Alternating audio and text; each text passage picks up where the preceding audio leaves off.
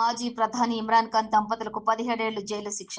పాకిస్తాన్ మాజీ ప్రధాని ఇమ్రాన్ ఖాన్, అతని భార్య బుష్రా బీబీలకు ఊహించని షాక్ తగిలింది.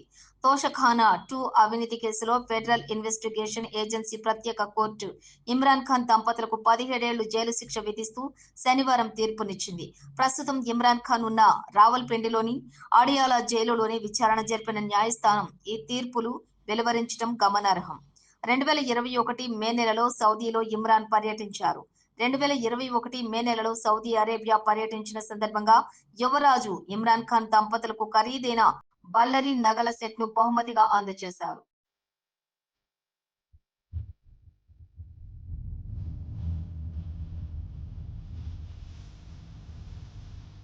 ప్రభుత్వ ఖజానాకు అప్పగించకుండా ఇమ్రాన్, అతని భార్య బుష్రా సొంత ప్రయోజనం కోసం తక్కువ ధరకు విక్రయించినట్లు వచ్చిన ఆరోపణపై కేసు నమోదైంది.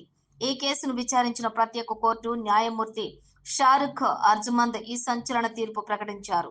ప్రధాని హోదాలో ఉంటూ నమ్మక ద్రోహానికి పాల్పడినందుకు పాకిస్తాన్ పీనల్ కోడ్ సెక్షన్ 409 కింద 10 ఏళ్లు కఠిన శిక్ష, అవినీతి నిరోధక చట్టంలోని పలు సెక్షన్ల కింద 7 ఏళ్లు సాధారణ శిక్ష విధించారు.